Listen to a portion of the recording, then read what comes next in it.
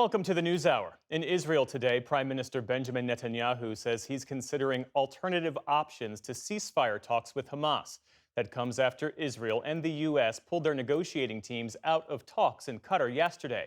And it echoes a statement by White House Special Envoy Steve Witkoff, who said Hamas was showing what he called a lack of desire to reach a deal.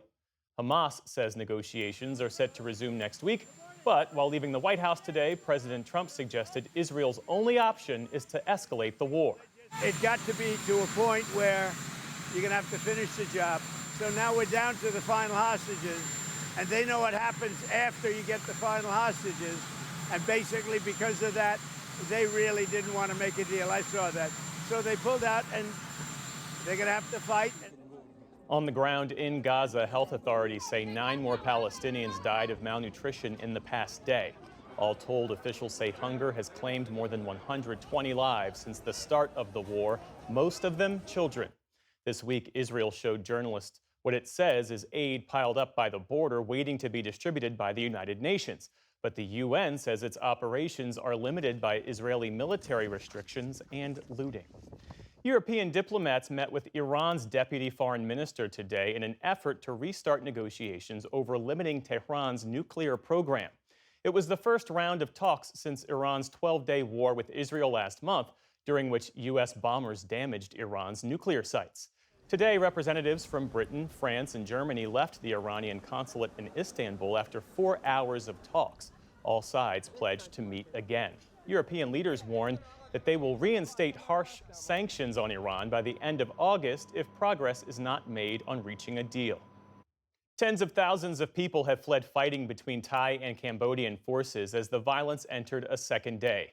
At least 15 people have died so far in the worst fighting along their shared border in more than a decade.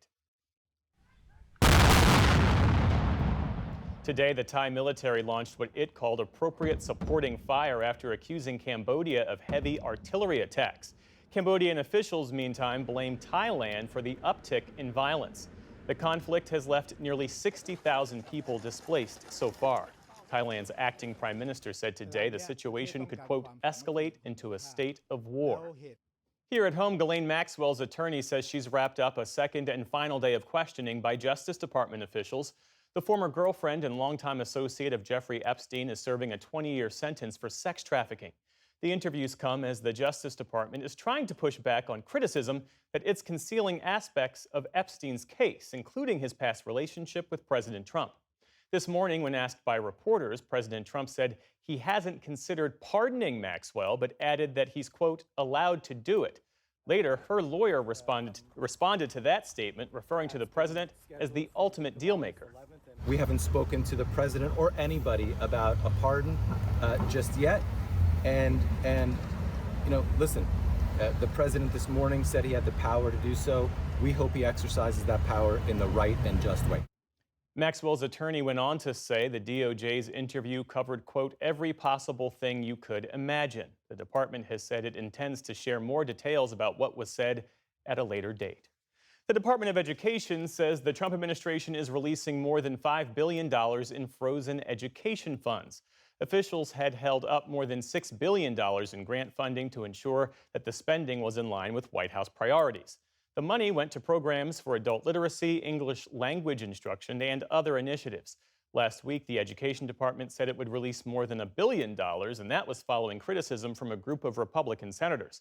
Officials say the remaining funds will be distributed to states starting next week. On Wall Street today, stocks ended the week on solid footing. The Dow Jones Industrial Average gained more than 200 points. The Nasdaq added 50 points to close at a new record. The S&P 500 also ended the day at a new all-time high. And still to come on the NewsHour, Elena Kagan speaks out against her fellow Supreme Court justices' lack of explanation in recent rulings. David Brooks and Jonathan Capehart weigh in on the week's political headlines. And a traveling exhibition showcases the highly influential work of the late artist Ruth Asawa.